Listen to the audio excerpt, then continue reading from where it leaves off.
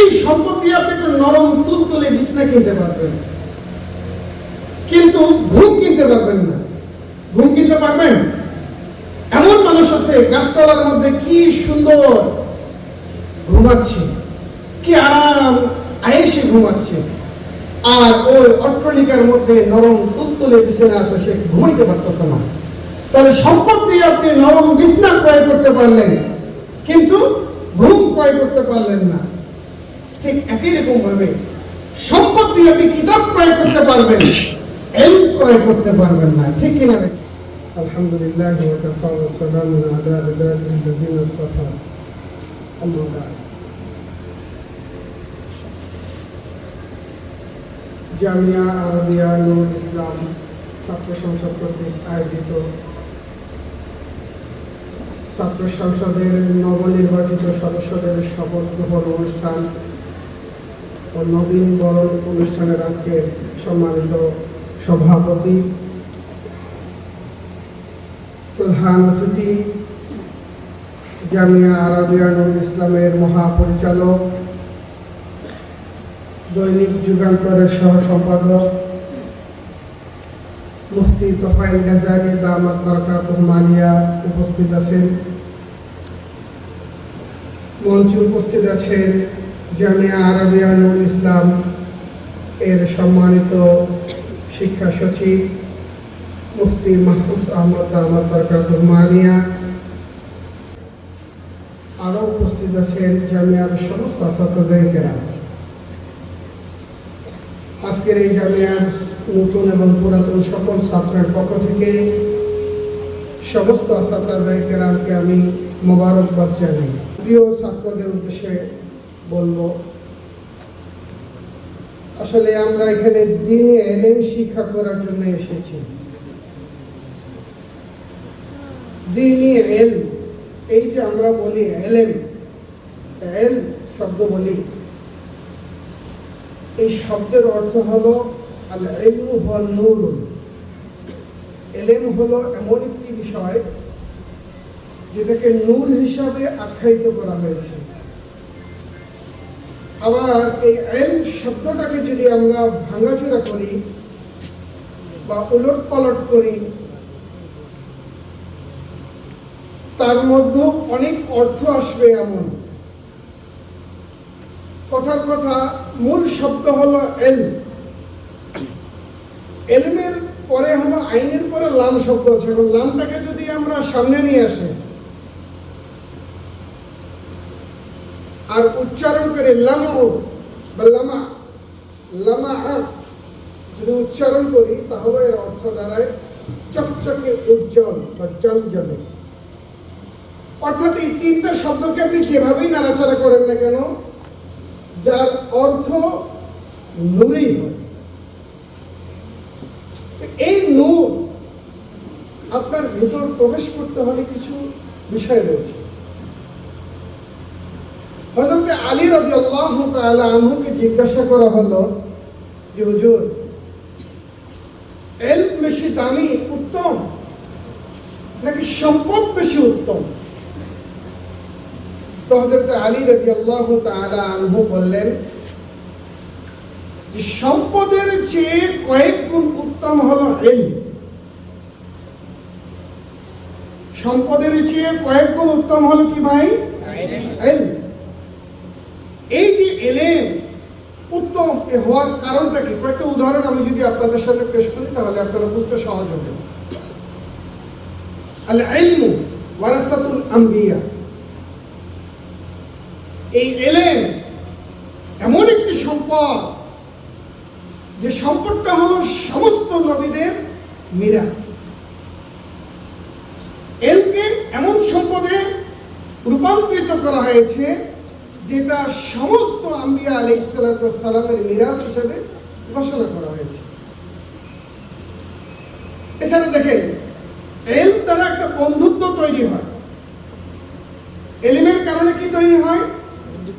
এই যে আপনারা আপনার দেশের প্রত্যন্ত অঞ্চল থেকে এখানে এসেছেন, যে সমস্ত আসাতায়ে কেরাম আপনাদেরকে শিক্ষা দেবেন, এই আসাতায়ে কেরামের সাথে আপনাদের যে এমন একটা গভীর সম্পর্ক তৈরি হয়, এই সম্পর্ক কখনো ছেদ হবে না। মৃত্যুর আগ পর্যন্ত এই সম্পর্ক দৃঢ় থাকে। পক্ষান্তরে মালের কারণে মানুষের সম্পর্ক নষ্ট হয়ে যায়। এমন জিনিস সেটা চুরি হয় না, কিন্তু সম্পদ চুরি হয়ে যায়। এমন জিনিস, এই যত পুরাতন হতে থাকবে, আপনারা যারা আজকে নবীন আছে, এই মাদ্রাসায় নতুন এসেছে, আলেম হবেন, আপনার বয়স যত বৃদ্ধি পাবে, আপনার এলমের গাহারিয়ার গভীরতা পাণ্ডিত্যর তত বৃদ্ধি পাবে।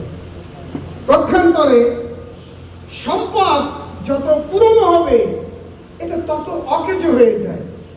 বিশ্বাস না হলে আপনারা খেয়াল করে দেখুন, সাধারণত মুদ্রা বা টাকা, আগের যুগের যে টাকা, সেগুলো কি এখন চলে? পুরনো হয়ে গেছে, এগুলো অচল। কিন্তু যত পুরনো হয়, এর গাহারিয়াত, এর মাহাত্ম্য তত আরো বৃদ্ধি পায়। যত দিন যাবে, যার ভিতরে আছে, যত দিন যাবে, ওই মানুষকে অন্যান্য মানুষেরা আরো তত সম্মান করবে, শ্রদ্ধা করবে, ভক্তি করবে। কিন্তু সম্পদ যদি আপনার কাছে থাকে, এই সম্পদ দিন দিন আপনার দুর্নাম বয়ে আনবে। ধরেন আপনার সম্পদ আছে, আপনি একজন মানুষকে 2000 টাকা দিলেন, আরেকজন মানুষকে 1500 টাকা দিলেন, দান করলেন। যে 1500 পেল, সে বলল আমাকে 2000 দিল না, 1500 দিল, ওকে দিল 2000। আরে ও কি আমার চেয়ে টাকাটার পাওয়ার হকদার বেশি? তার চেয়ে তো আমি গরিব বেশি, অথচ সে আমাকে দিল না।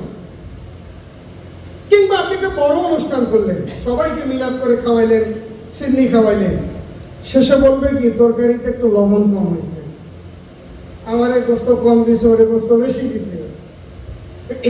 এবং সম্পদের পার্থক্যটা বুঝতে পারতেছেন? হলো এমন জিনিস মানুষের দিন দিন সম্মান বৃদ্ধি করে, আর সম্পদ হলো এমন জিনিস দিন দিন মানুষকে দুর্নামের দিকে নিয়ে যায়। কিয়ামতের দিন এই এর কোনো হিসাব আল্লাহ তাআলা আপনার কাছ থেকে নেবেন, কিন্তু সম্পদের হিসাব আল্লাহ আপনার কাছ থেকে পুঙ্খানুপুঙ্খানুভাবে নেবেন। আর যদি আপনি ব্যয় করেন, এটা কমে না। আপনি যত মানুষকে দিবেন, দান করবেন, আপনার তত বাড়তে থাকবে। আর সম্পদ আপনি যত মানুষকে দিবেন, তত আপনার কমতে থাকবে। সুতরাং একথা নির্দ্বিধায় বলা যায় যে হযরত আলী রাদিয়াল্লাহু তাআলা আনহুকে বলেছেন, সম্পদের চেয়ে উত্তম, এতে কোনো সন্দেহ নেই। আরেকটি কথা বলি, রাসূলুল্লাহ সাল্লাল্লাহু আলাইহি ওয়াসাল্লামের মাঝে বেশি থাকার কারণে তিনি আল্লাহ পাক রব্বুল আলামিনকে বলছেন, মা আবাদাকা হাক্কুন ইবাদাতি, আল্লাহ আমি তোমার ইবাদত যথাযথভাবে পালন করতে পারছি না। কিন্তু ফিরআউন, তার সম্পদ এত বেশি ছিল, তার দাপট তার এত বেশি ছিল, সম্পদের মোহে সে নিজেকে বলল, আনা রব্বুকুমুল আ'লা, আমি পরমপ্রভু। এবং সম্পদের মধ্যে বিশাল এই পার্থক্য রয়েছে। এছাড়া আপনার যদি সম্পদ থাকে, এই সম্পদ দিয়ে আপনি অনেক কিছু করতে পারবেন না। কয়েকটা উদাহরণ দিই, তাহলে আপনি বুঝবেন। ধরে নিন আপনি সম্পদ দিয়ে একটি আয়না ক্রয় করলেন, মিরর, আয়না যেটা আমরা দেখি, মুখমণ্ডল অবয়ব দেখি, আয়নাটা ক্রয় করতে পারবেন, কিন্তু সেখানে আপনি দৃষ্টি এটা ফিট করতে পারবেন না। বুঝতে পারতেছেন? এটা গভীর কথা। আরো সহজ করে বলি, এই সম্পদ দিয়ে আপনি একটা নরম তুলতুলে বিছানা কিনতে পারবেন, কিন্তু ঘুম কিনতে পারবেন না। ঘুম কিনতে পারবেন? এমন মানুষ আছে গাছতলার মধ্যে কি সুন্দর ঘুমাচ্ছে, কি আরাম আয়েসে ঘুমাচ্ছে, আর ওই অট্টালিকার মধ্যে নরম তুলতুলে বিছানা আছে, সে ঘুমাইতে পারতেছে না। তাহলে সম্পদ দিয়ে আপনি নরম বিছানা ক্রয় করতে পারলেন, কিন্তু ঘুম ক্রয় করতে পারলেন না। ঠিক একই রকম ভাবে সম্পদ দিয়ে আপনি কিতাব ক্রয় ক্রয় করতে পারবেন, ইলম ক্রয় করতে পারবেন না। ঠিক কিনা দেখে? ঠিক। সম্পদ দিয়ে আপনি কাজের লোক রাখতে পারবেন, সন্তান হিসেবে তাকে বানাতে পারবেন না। আপনি সারা জীবনের অর্থ যদি একজন মানুষকে দেন, একজন সন্তান বাবা মাকে যে পরিমাণ কদর করবে, সম্মান করবে, কাজের লোকটা কিন্তু এত টাকা দেওয়ার পরও সেই সম্মান ভক্তি করবে না। আর একটু সহজ করে বলি, টাকার কারণে, আপনার অর্থের কারণে আপনি বাজার থেকে খিজাব কিনে আনতে পারবেন, অর্থাৎ চুলের যে আমরা কলপ করি, এই কলপ কিনতে পারবেন, চুলে কলপ লাগিয়ে কালো করতে পারবেন, কিন্তু যৌবন ফেরাই আনতে পারবেন না। পারবেন? সুতরাং আবারও প্রমাণিত হলো যে ইলম সম্পদের চেয়ে উত্তম। আল্লাহ রাব্বুল আলামিন আমাদের সকলকে মাদ্রাসায় নিয়ে এসেছেন, এটা আমাদের জন্য বহুত বড় মেহেরবানি আল্লাহ করেছেন। আমাদেরকে এত বড় মাকাম দান করেছেন আল্লাহ রাব্বুল আলামিন, যেটা আমরা এখন অনুভব করতে পারবো না। এটা হয়তো অনেক সময় লাগবে। তো আপনারা যারা এখানে মাদ্রাসায় এসেছি, আমাদের একটাই লক্ষ্য হবে যে আমরা মৌলিকভাবে ইলম অন্বেষণ করব, অর্থ না। কি ভাই, কি অন্বেষণ করব? অর্থ না। আমাদের এই ইলম শিক্ষার জন্য আমাদের বাবা মা যে টাকা পয়সা দেয়, এটা ভিন্ন বিষয়, সময়। বুঝতে পারছেন? আমাদের ইলম অর্জনের লক্ষ্য অর্থ হবে না। আমাদের ইলম অর্জনের লক্ষ্য হবে মহান আল্লাহ রাব্বুল আলামিনকে সন্তুষ্ট করা। আমরা সবাই ইলম অর্জন করে আল্লাহ রাব্বুল আলামিনকে সন্তুষ্ট করব তো ইনশাআল্লাহ? ইনশাআল্লাহ। এই ইলম অর্জনের জন্য কিছু আদব কায়দা আমাদের অনুসরণ করতে হবে। কারণ আমি প্রথমেই বলেছি, আল ইলমু হুয়া নূরুন, ইলম হলো নূর, আলো। সুতরাং এই আলো আপনার ভিতরে নিয়ে আসতে হলে আপনি যদি এই জায়গায়, এই যে বাতাস চলতেছে, এখানে যদি আপনি ডিসলাই দিয়ে আগুন জ্বালাতে চান, তাহলে কি আগুন জ্বলবে? আগে বাতাসটাকে বন্ধ করতে হবে। ঠিক না ঠিক? তো আপনার ভিতরে আলো জ্বালাতে হলে, আলো জ্বালানোর যে প্রতিবন্ধকতাগুলো রয়েছে, সেই প্রতিবন্ধকতাগুলোকে আপনাকে দূর করতে হবে। এর জন্য প্রথম শর্ত হলো আপনার ইখলাস থাকতে হবে। কি থাকতে হবে ভাই? ইখলাস থাকতে হবে। কারণ বুখারী শরীফের মধ্যে প্রথম যে হাদিস নিয়ে আসা হয়েছে, সেখানে বলা হয়েছে ইন্নামাল আ'মালু বিন্নিয়াত। আপনার নিয়তকে বিশুদ্ধ করতে হবে। আপনি যদি মাদ্রাসায় আসেনই ভিন্ন কোনো উদ্দেশ্য নিয়ে, তাহলে আপনি বড় আলেম হতে পারবেন না, এই ইলম আপনার ভিতর প্রবেশ করবে না। এই জন্য আমাদের প্রথমে নিয়তকে বিশুদ্ধ করতে হবে।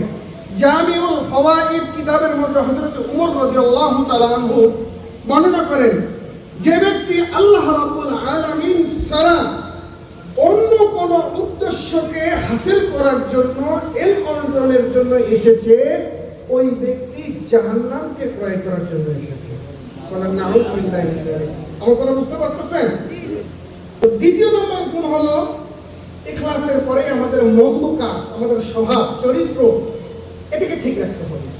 আমাদের স্বভাব চরিত্র যদি ভালো না হয়, আমাদের অভ্যাস বদ অভ্যাসে থাকে, আমি ক্লাসের মধ্যে বড় ছাত্রদেরকে নানানভাবে এটা বোঝানোর চেষ্টা করি, হাসি তামাশার মাধ্যমে হোক বা কড়া শাসনের মাধ্যমে হোক, বিভিন্নভাবে তাদেরকে আমি এই কথাটাই বোঝানোর চেষ্টা করি যে বদ অভ্যাস, গুনাহ, এগুলো আমাদেরকে ছাড়তে হবে। যদি আমরা এটা না ছাড়ি, তাহলে সমস্যাটা কি দেখেন, আমাদের জাহিরি যে শরীর, এই শরীরের জন্য আল্লাহ রাব্বুল আলামিন ইবাদত নির্ধারণ করেছেন। আর আমাদের যে বাতিনি ভিতর যা আধ্যাত্মিক জগৎ, কলব, এটাকে পরিশুদ্ধ করার জন্য ইলমকে ইবাদত হিসেবে আল্লাহ রাব্বুল আলামিন পরিগণিত করেছেন। সুতরাং আপনি অনেক ইলম শিখলেন, কিন্তু যদি আপনার আমল শুদ্ধ না হয়, আপনার বদ অভ্যাস দূর না হয়, তাই এই ইলম আপনার কোনো কাজেই আসবে না। কবি বলেন, ইলমে চন্দা আঁকে বেশতর খানি, চো আমলদার তু নিস্তে না দানি, না মুহাক্কাক তুত না দানশমন্দ, চার উপায়ে গরু কিতা বেচান। আপনি দুনিয়ার সমস্ত জ্ঞান যদি অর্জন করে থাকেন, কিন্তু আপনার ভিতরে যদি আমল না থাকে, তাহলে এই ইলমের কোনো দামই নেই। কেমন যেন এই এলেমটা হলো কিরকম, চার পায়ে গাধার মধ্যে কিছু কিতাব আপনি তুলে দিয়েছেন আর গাধা চলতেছে, এরকম হলো।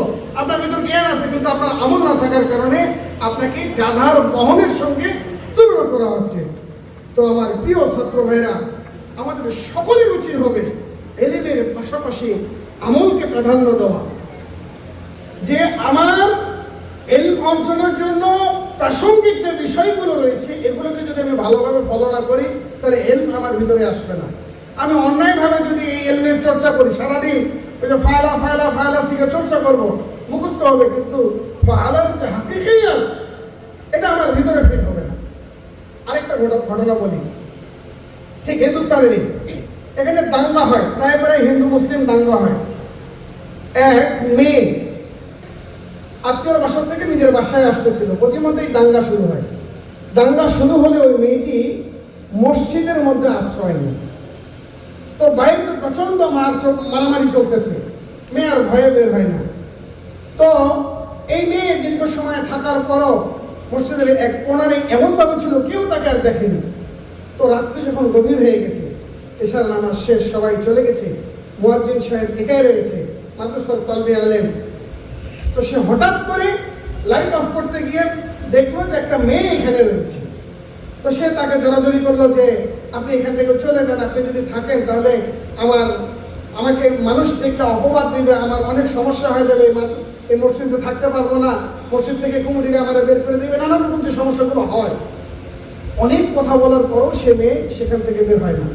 মেয়ে তাকে বলল, ভাই আমি তো আল্লাহর ঘরে নিরাপত্তার জন্য এখানে এসেছি, এখন যদি বের হয়ে যাই আমি, তাহলে এই দাঙ্গার মধ্যে পড়লে আমার জীবন শেষ হয়ে যাবে, আমি মারা যাব। সুতরাং আপনি আমাকে বের করে দিলে আমি মারা যাবো, আপনি আমাকে বের করে দিতে পারেন না। তো অনেক বোঝানোর পর মেয়েটিকে সে আশ্রয় দেওয়ার জন্য রাজি হলো, তবে একটা শর্ত দিল যে আপনি এক কর্নারে থাকবেন, আমি এক কর্নারে থাকবো, কেউ কারো কাছাকাছি আসবো না। তো এই বলে সে তলবে আলেম করলেন কি, যে আমি যদি ঘুমাই যাই তাহলে ওই মেয়ে আমার কাছে আসতে পারে, কিংবা বাইরের কোনো মানুষ আসলে এই অবস্থায় যদি আমাদেরকে দেখে তাহলে আমার উপর একটা অপবাদ দিবে। তো সে করলো কি, ওই মোমবাতি জ্বালিয়ে পড়ালেখা শুরু করে দিল। তো পড়তে পড়তে পড়তে পড়তে মাঝে মাঝে মোমবাতির আগুন যে রয়েছে আগুনের মধ্যে আঙ্গুল দেয়, আবার যখন আঙ্গুলে আঁচ লাগে, তাপ লাগে আগুনের, তখন আঙ্গুল সরাই নিয়ে আসে। এরকম বেশ কয়েকবার করছে। তো রাত্রি যখন শেষ হবে, ফজরের আজানের আগে আগে হালকা ফর্সা হয়ে আসতেছে, সে সময় তলবে আলেম ওই মেয়েকে বলল যে আপা এখন তো দাঙ্গা থেমে গেছে, সব নীরব হয়ে গেছে, নিস্তব্ধ হয়ে গেছে, আপনি বের হয়ে আসুন, আমি আপনাকে এগিয়ে দিয়ে আসি। ওই মেয়ে তাকে বলল, ঠিক আছে আমি যেতে পারি, তবে একটা শর্ত আছে। কি শর্ত? আপনি যে মাঝে মাঝে মোমবাতির মধ্যে আঙ্গুল দিয়ে কি যেন একটা করতেছিলেন, আবার সরাই নিয়ে আসতেছেন, এর কাহিনীটা কি, এর হাকিকতটা কি, যদি আপনি আমাকে একটু বলেন তাহলে আমি বের হবো। তো এই ছেলে বলতে চায় না। অনেক জোরাজোরির পরে ছেলে বলতে রাজি হলো যে দেখো, যখন তুমি ওইখানে আছো আমি এইখানে আছি, তো মাঝে মাঝে আমার মনের মধ্যে কুপ্রবৃত্তি, আমার রিয়া আমাকে জাগ্রত করছে যে এখানে কত সুন্দর একটা মেয়ে আছে, তুমি চাইলেই তো এর সঙ্গে খারাপ কোনো কাজ করতে পারো। নাউযুবিল্লাহ। এই চেতনা যখন আমার ভিতরে জাগ্রত হয়, এই সময় আমি ওই আগুনের মধ্যে আমার আঙ্গুল দিই আর চিন্তা করি যে আগুন আমি কতক্ষণ এই আগুনের তাপ সহ্য করতে পারবো। তো যখন দেখি যে আমার হাত পড়া যাচ্ছে, তখন আমি আমার নফসকে, আমার কুপ্রবৃত্তিকে আমি এই কথা বলে সান্ত্বনা দেই, দুনিয়ার এই আগুন, যে আগুনকে জাহান্নাম থেকে নিয়ে আসা হয়েছে 70 বার ধৌত করার পর, এই আগুনের তাপ তুমি সহ্য করতে পারছো না, যখন জাহান্নামে তোমাকে নিক্ষেপ করা হবে তখন তুমি কিভাবে এই আগুনের তাপ সহ্য করবে? সুতরাং এখান থেকে কি বোঝা গেল? আমলকে বৃদ্ধি করতে হবে।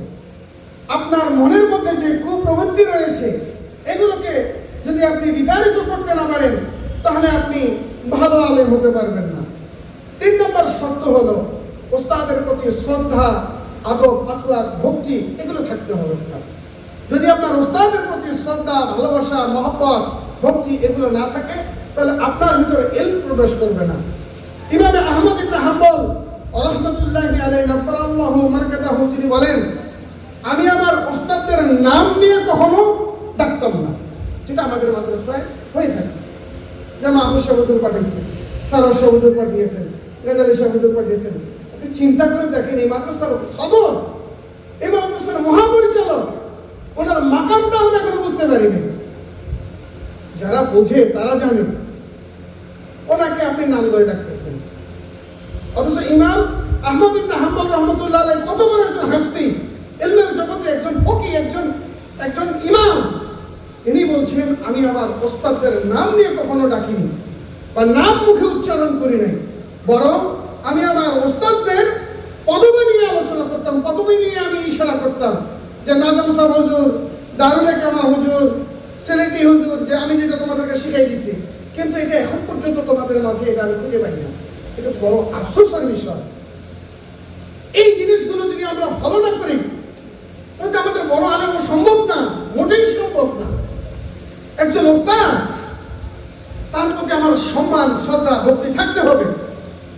ইমাম আবু হানিফা রাহমাতুল্লাহি আলাইহি তিনি ওস্তাদের এত খেদমত করতেন যে ওনার ব্যাপারে বলা হচ্ছে, ওনার ওস্তাদের বোন বলতেছেন, হযরত হাম্মাদ ইবনে সালামা রাহমাতুল্লাহি আলাইহির বোন আতিকা বলতেছেন যে আবু হানিফা আমাদের বাড়ির এমন কোনো বাজার নাই যে সে করে না। চিন্তা করছেন, খেদমতের ক্ষেত্রে, ওস্তাদের খেদমতের ক্ষেত্রে, যে ইমাম আবু হানিফা যখন বিখ্যাত একজন ইমাম, সাইদ মাযহাবের শ্রেষ্ঠ মাযহাব, তিনি তার ওস্তাদের বাড়ির বাজার সহ করে দিতেন। বুঝতে পারছেন? আর আমাদের খেদমতের জায়গাটা কোথায়? আমরা কি খেদমত করতেছি? হযরত হুসাইন আহমদ মাদানী রাহমাতুল্লাহি আলাইহি নাফারাল্লাহু মারকাদাহু, শাইখুল হিন্দ রাহমাতুল্লাহ আলাইহিকে যখন ব্রিটিশরা গ্রেফতার করে নিয়ে যায়, মালতার জেলের মধ্যে নিয়ে রাখে বন্দী করে, হুসাইন আহমদ মাদানী রাহমাতুল্লাহ আলাইহি নাফারাল্লাহু মারকাদাহু সদিচ্ছায়, নিজ ইচ্ছায় হযরতের সাথে চলে গেছেন তিনিও, এবং খেদমত করতেন। কি পরিমাণ খেদমত, একটা উদাহরণ দিলে আপনারা বুঝবেন। সেখানে প্রচন্ড ঠান্ডা, শীতকাল। হুসাইন আহমদ মাদানী রাহমাতুল্লাহ আলাইহি দেখলেন ওস্তাদ শাইখুল হিন্দ রাহমাতুল্লাহ আলাইহি উযু করতেছেন, তাহাজ্জুদের নামাজ পড়তেছেন, তো উযু করতে খুব কষ্ট হয়, এত গরম ঠান্ডা পানি, মনে হয় গরমে হাত কেটে যাচ্ছে, এরকম অবস্থা। উনি করলেন কি, দীর্ঘদিন এটা দেখার পরে উনি রাতের বেলা ঘুমানোর আগে একটা লোটার মধ্যে, একটা বদনার মধ্যে পানি নিয়ে খুব সুন্দর করে বদনার মুখটা পেঁচিয়ে ভালোভাবে রেখে পেটের মধ্যে নিয়ে গায়ের মধ্যে কাপড় চোপড় দিয়ে সেজদায় যে হালতে যায়, এই হালতে গিয়ে ঘুমাই থাকতেন, এই হালতে ঘুমাই থাকতেন। এরপর যখন তাহাজ্জুদের সময় হইতো, হুজুর উঠার আগে আগে হুজুরকে পানিটা দিয়ে দিতেন, আর এই গরম পানি দিয়ে হুজুর উযু করতেন। বলে সুবহানাল্লাহ, কি খেদমত করতেন ওস্তাদের। তো একদিন হযরত হুসাইন আহমদ মাদানী রাহমাতুল্লাহি আলাইহি নাফারাল্লাহু মারকাদাহু তিনি এই পানি গরম করতে ভুলে গেছেন, ঘুমাই গেছেন। ওই দিন পানি দিয়েছেন, ঠান্ডা পানি। হুজুর উযু করার পরে বলল, হুসাইন তুমি যেখান থেকে পানি নিয়ে আসো, আজকে কি ওই জায়গা থেকে পানি নিয়ে আসোনি? জি হুজুর, আমি তো যে জায়গায় পানি উঠায় রাখি ওই জায়গায় উঠায় রাখতে ভুলে গেছি। এরপর শাইখুল হিন্দ রাহমাতুল্লাহ আলাইহি বুঝতে পারলেন যে তার ছাত্র তাকে কি পরিমাণ ভালোবাসতেন, তার খেদমতের জন্য কি কষ্ট করেছে। এই ধরনের কষ্ট যদি আমরা করতে না পারি, এমন ত্যাগ যদি আমরা স্বীকার করতে না পারি, তাহলে আমাদের কাছে ইলম আসা এত সহজ হবে বলে আমি মনে করি না। ইমাম বুখারী রাহমাতুল্লাহ আলাইহির একটা ঘটনা বলি। ইমাম বুখারী রাহমাতুল্লাহ আলাইহিকে জিজ্ঞাসা করা হলো, হুজুর আপনি তো জীবনে অনেক কিছু পেয়েছেন, আপনার কি মনের ভিতর আরো কিছু আগ্রহ আছে? উনি বললেন, হ্যাঁ, আমার ভিতরে একটি আগ্রহ বারবার তৈরি হয়, সেটা হলো আমার ওস্তাদকে যদি আবার জীবিত পেতাম তাহলে আমি আমার ওস্তাদের সান্নিধ্যে আরো কিছুটা সময় কাটাতে পারতাম। চিন্তা করেন ওস্তাদের সহবত কিভাবে তিনি গ্রহণ করতে চান। হযরত আব্দুর রহমান পানিপতি রহমতুল্লাহ আলাইহির একটি ঘটনা মনে পড়ে গেল। তিনি, আপনারা যেমন গ্রাম দেশে লেখাপড়া করে এখন শহরে চলে আসছেন, উনি ওইরকম আগে এক মাদ্রাসায় লেখাপড়া করে উচ্চ শিক্ষার জন্য দূরে চলে যাচ্ছেন। তো সমস্ত আসাদায়ে কেরামের কাছে দোয়া নিয়ে উনি চলে যাচ্ছেন, কিন্তু ওই যে মক্তবের শিক্ষক ওনার সাথে আর দেখা করেনি। তো উনি বড় মাদ্রাসায় লখনৌতে এসে লেখাপড়া করার পরে যখন দেখতেছেন উনি এত পড়তেছেন কিন্তু ওনার পড়া মনে থাকতেছে না, খুব মেহনত করতেছেন কিন্তু ওরাই আর থাকতেছে না, ভুলে যাচ্ছে। তো উনি চিন্তা করলেন আমার কোনো সমস্যা হয়েছে কিনা। হঠাৎ উনি মনের ভিতর তার ভিতর জাগ্রত হলো যে আমি আসার সময় আমার যে মক্তবের ওস্তাদ ওনার সাথে সাক্ষাৎ না করে আমি চলে এসেছি। তো হযরতে আব্দুর রহমান পানিপতি রহমতুল্লাহ আলাইহি ওই ওস্তাদকে চিঠি লিখলেন যে হুজুর আমি আপনাকে না বলে চলে এসেছি, আপনি আমাকে ক্ষমা করবেন, আমি ব্যস্ততার কারণে বা তাড়াহুড়োর কারণে আপনার কথা আমার জেন থেকে চলে গেছে, আল্লাহর রাস্তায় আমাকে ক্ষমা করে দেবেন। তো ওস্তাদ যখন এই চিঠি পেলেন, চিঠি পাওয়ার পর ওস্তাদের ভিতর খুব খুশি আসতো যে আমি যার উপর কষ্ট পেয়েছিলাম তাকে এত মহব্বত করতাম, এত ভালোবাসতাম, এত স্নেহ করতাম, মায়া করতাম, সে আমাকে না বলে চলে গেল। তার এই চিঠি পাওয়ার পর তার মনের এই ব্যথা বেদনা দূর হয়ে গেল। তিনি উত্তর লিখলেন যে আব্দুর রহমান পানিপতি, তোমার এই চিঠি পাওয়ার পর আমার যে মনের ভিতর দুঃখ কষ্ট ছিল সব কেটে গেছে, আমি তোমাকে ক্ষমা করেছি, আল্লাহ তাআলা তোমাকে বড় আলেম হিসেবে কবুল আর মঞ্জুর করো। এই চিঠি পাওয়ার কিছুদিন পর দেখলেন যে তার জেহেন আগের চেয়ে আরো কয়েক গুণ বেড়ে গেছে, তিনি যা বলেন তা মুখস্থ থেকে যায়। তো মুহতারাম আসাদায়ে কেরামরা আপনাদেরকে যেভাবে শিক্ষা দিবেন, যে সব আসাদায়ে কেরামের কাছ থেকে আপনারা শিক্ষা অর্জন করেছেন, আমার প্রিয় ছাত্র ভাইরা, প্রতিটি ওস্তাদকে সম্মান করতে হবে। সেটা মক্তবের আলিফ পাতার ওস্তাদ হোক আর বুখারীর ওস্তাদ হোক, সারা জীবন এই কথাটা মনে রাখবেন। 5 নম্বর হলো কিতাবের আদব করা, কিতাবের ইহতিরাম করা। যদি আপনি কিতাবের ইহতিরাম না করেন তাহলে এই ইলম, এই নূর আপনার ভিতরে আসবে না। মুফতি কিফায়াতুল্লাহ রাহমাতুল্লাহি আলাইহি নাফারাল্লাহু বারাকাতুহু তার দর্শের মধ্যে তার ছাত্রদেরকে জিজ্ঞাসা করলেন, আচ্ছা বলো তো আনোয়ার শাহ কাশ্মীরি রাহমাতুল্লাহি আলাইহি নাফারাল্লাহু বারাকাতুহু এত বড় কিভাবে হলেন? তো ছাত্ররা তাদের জানা মতে এক একজন এক এক ভাবে বলতেছেন যে তিনি অনেক মেহনত করতেন, তিনি কবি ছিলেন, তিনি হাদিস বিশারদ ছিলেন, তিনি ফিকহ বেশি জানতেন, এই জন্য তিনি এত বড় আলেম।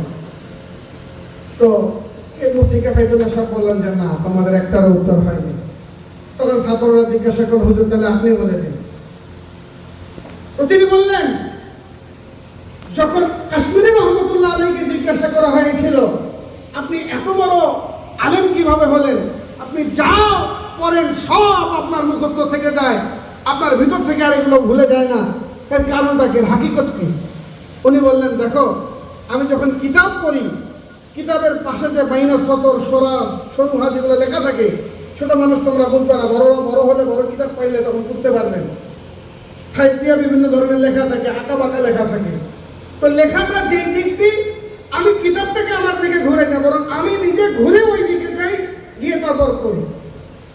কিতাবকে কি সম্মান করতেন, এই সম্মানের কারণে আল্লাহ রাব্বুল আলামিন আমাকে এই ইলম দান করেছেন, বলেন সুবহানাল্লাহ। 6 নম্বর, রাসূলুল্লাহ সাল্লাল্লাহু আলাইহি ওয়াসাল্লাম একদিন এক সফরে বের হয়েছেন। ওনার সাথে একজন সাথে ছিল। এই যে আপনারা আজকে যারা এখানে মাদ্রাসায় পড়ালেখা করতে আসছেন, আপনাদের বন্ধু আছে না, সাথী আছে না, ছাত্র ভাইরা আছে না, এদের হক আদায় করতে হবে এবং এদের সাথে কোনো খারাপ ব্যবহার করা যাবে না, গালিগালাজ করা যাবে না, মন্দ কথা বলা যাবে না। আমার কাছে কয়েকটা রিপোর্ট আসছে, ছোট ছোট নতুন বাচ্চা, তাদেরকে তোমরা উত্তপ্ত করো, কোরআন বলো, মারো, মারামারি করো, এগুলো করা যাবে না। তখন রাসূলুল্লাহ সাল্লাল্লাহু আলাইহি ওয়াসাল্লাম এক সফরে গেছেন। সফরে যাওয়ার সময় তিনি মেসওয়াক কাটলেন, নিজের জন্য একটা, সাথীর জন্য একটা। একটা মেসওয়াক ছিল বাঁকা আর একটা ছিল অনেক সুন্দর। তো রাসূলুল্লাহ সাল্লাল্লাহু আলাইহি ওয়াসাল্লাম সুন্দর মেসওয়াকটা সাথীকে দিলেন আর নিজে বাঁকা মেসওয়াকটা নিলেন। তো তার সাথী বলতেছেন, ইয়া রাসূলুল্লাহ, ইয়া হাবিবাল্লাহ, আপনি তো ভালোটা নিতে পারতেন। তিনি বলেন যে আমারও মনে এটা চেয়েছিল ভালোটা আমি নিজে রাখি, কিন্তু আদব হলো সাথীকে নিজের চেয়ে ভালোটা দেওয়া। তাবলীগে যেমন বলেন যে নিজের খাবার না, ভালোটা নিজে না খেয়ে আমার সাথী ভাইকে খাওয়াই, ঠিক এই আচরণ আমরা যদি করতে পারি তাহলেই আমাদের এই অর্জন হবে। আর দুই একটা পয়েন্ট আছে, শেষ করে দিচ্ছি। 7 নম্বর পয়েন্ট হলো আমাদের কঠোর পরিশ্রম করতে হবে, সাধনা করতে হবে। মান তালাবা শাইআন ওয়াজাদা ওয়াজাদা। যদি কোনো ব্যক্তি কোনো বিষয়ে চেষ্টা করে আগ্রহ নিয়ে, তাহলে অবশ্যই সেই ব্যক্তি ওই জিনিসটা পাবে। এবং অনেক উদাহরণ আমি মসজিদে দিয়েছি। আল ইলমু লা ইউতিকা বাযাহু। ইলম আপনাকে তার কোনো অংশই দিবে না। হাত্তা তুতিয়া কুল্লা। যতক্ষণ পর্যন্ত আপনি আপনার সম্পূর্ণটাকে ইলমের জন্য আপনি বিলিয়ে দিবেন না, উৎসর্গ করবেন না। অর্থাৎ কবি বলেন, মিজাজে আপনি হস্তি কো अगर कुछ मर्तबा चाहो कि दाना खाक में मिलकर गुलो गुलजार होता है। আপনি যদি বড় কিছু হতে চান, কিছু অর্জন করতে চান, তাহলে নিজেকে মিটিয়ে দিতে হবে। তারপর কিতাবের মেহনত এত করতে হবে ইলমের জন্য, এত মেহনত করতে হবে যে আপনার সব প্রচেষ্টা শেষ হলে পরে ইলম তার কিছু অংশ আপনাকে দান করবে। তো আমরা সকলে পরিশ্রম করার জন্য নিয়োগ করবো তো ইনশাল্লাহ। এই মাদ্রাসায় যতদিন থাকবো, এখানে না যেখানে যতদিন ছাত্র অবস্থায় থাকি না কেন, ইলমের জন্য প্রাণপণ প্রচেষ্টা করবো ইনশাল্লাহ। এর জন্য আমাদের 3টা কাজ করতে হবে। মুতালা, আমাদের মনোযোগী হতে হবে। মুতালা, পিছনের সবক সামনের সবক, এটা ভালোভাবে বারবার করতে হবে। নিয়মিত ক্লাসে উপস্থিত থাকতে হবে। আপনি যদি ক্লাসে উপস্থিত না থাকেন তাহলে ভুলে যাবেন, আজকে কি পড়া হলো কালকে আপনি সেটা বলতে পারবেন না। এবং তাকরার, এই যে ওস্তাদগুলো আপনাকে সবক দেওয়ার পর যে তাকরারের বিষয়টা আছে, এই তাকরার যদি আপনি মিস করেন তাহলে আপনার ভিতরে ইলম আসবে না। এই জন্য আমরা প্রত্যেকের কিতাব যথাযথভাবে তাকরার করব। 8 নম্বর হলো যাবতীয় দুঃখ কষ্ট সব অম্লান বদলে সহ্য করতে হবে। মানে ইলম অর্জনের জন্য কত কষ্টই হোক না কেন, যত কষ্টই আসুক, সব কষ্ট আমরা অর্জন করবো তো ইনশাল্লাহ। দেখো, আমাদের রাসূলুল্লাহ সাল্লাল্লাহু আলাইহি ওয়াসাল্লাম যখন মদিনায় সাহাবীদের মাঝে দ্বীন প্রচার করতেছিলেন, সে সময় একটা সুফা নামক একটা প্রতিষ্ঠান ছিল। এখানে সাহাবায়ে কেরাম থাকতেন এবং রাসূলের কাছ থেকে হাদিস অন্বেষণ করতেন। এর মধ্যে প্রখ্যাত সাহাবা যার নাম এখানে জানো না এমন কেউ নেই, হযরত আবু হুরায়রা রাদিয়াল্লাহু তাআলা আনহু। নাম শুনছেন? কারা কারা শুনছেন হাত তোলেন। সবাই শুনছেন, মাশাআল্লাহ। এই যে হযরত আবু হুরায়রা রাদিয়াল্লাহু তাআলা আনহু, তিনি ক্ষুধার যাতনায় এমন হয়ে গেছিলেন, অজ্ঞান হয়ে যেতেন। তো অন্যান্য সাহাবীরা মনে করত আবু হুরায়রার হয়তো মৃগী রোগ রয়েছে, এই জন্য সে অজ্ঞান হয়ে গেছে। তারা বিভিন্ন চিকিৎসা করতো, কেউ ঘাড়ের মধ্যে পা দিত, কেউ চামের জোতা নাকের মধ্যে লাগাতো। তো পরে দেখা গেল যে আবু হুরায়রা রাদিয়াল্লাহু তাআলা আনহু ক্ষুধার যাতনায় অজ্ঞান হয়ে গেছে। তারপর আল্লাহর রাসূলের এই যে দরবার থেকে তিনি চলে যান নাই। যদি চলে যেতেন তাহলে আজকে এমন হাদিস নেই, অসংখ্য হাদিস, সবচেয়ে বেশি হাদিস রওয়ায়াত করেছেন হযরত আবু হুরায়রা রাদিয়াল্লাহু তাআলা। বুঝতে পারছেন? আপনারা যখন দাওরা হাদিস করবেন তখন দেখবেন কি পরিমাণ হাদিস তিনি রওয়ায়াত করেছেন। এই ইলম অন্বেষণের জন্য যে ব্যক্তি বের হবে এবং বের হওয়ার পর যদি সে কোনো কারণে ইন্তেকাল করে, তাহলে ওই ব্যক্তিকে শহীদের মর্যাদা দান করা হয়। বলেন সুবহানাল্লাহ। সুবহানাল্লাহ। 9 নম্বর, আমরা এই যতগুলো গুণ আছে এই সব গুণ অর্জনের পাশাপাশি একজন মুহাক্কিক, বুজুর্গ, সওয়াব ইয়াফতা, একজন বুজুর্গ আলেমের সাথে আমাদের সম্পর্ক রাখতে হবে। যদি আমরা আমাদের সম্পর্ক একজন কোনো ভালো পীর সাহেবের সাথে না থাকে, তাহলে আমরা এই ইলমকে ধরে রাখতে পারবো না। আল্লাহ রাব্বুল আলামিন কোরআনের মধ্যে বলেন, ফাইজা ফারাগতা ফানসাব ওয়া ইলা রাব্বিকা ফারগাব। আল্লাহ তাআলার নির্দেশ, যদি ইলমকে ধরে রাখতে চান, দ্বীনকে প্রতিষ্ঠিত করতে চান নিজের মধ্যে, তাহলে একজন কামেল বুজুর্গের সাথে আমাদের সম্পর্ক রাখতে হবে। এখন যেহেতু আমাদের এখানে আপনি বাইরে গিয়ে কোনো বুজুর্গের সাথে তাআল্লুক রাখতে পারছেন না, এই জন্য আমাদের আসাদায়ে কেরামের মধ্যে যাকে আপনার ভালো লাগবে তার দিক নির্দেশনায় ওই হুজুরকে সব কিছু নিজের মনের কথা বলে ওই হুজুরের মাথা হাতে থেকে নিজেকে করতে হবে। যদি আমরা হুজুরের মাথা হাতে থেকে নিজেকে করতে পারি, তাহলে যে ইলমের কথা বলেছিলাম, আল ইলমু নূরুন, যে বাতির কথা বলেছিলাম, সেই বাতি আমরা আমাদের অন্তরের মধ্যে প্রজ্বলিত করতে পারবো। আল্লাহ রাব্বুল আলামিন আমাদের সকলকে কামেল, হক্কানি, আলেম বা আমল হওয়ার তৌফিক দান করুন। ওয়া আখিরু দাওয়ানা আলহামদুলিল্লাহি রাব্বিল আলামিন।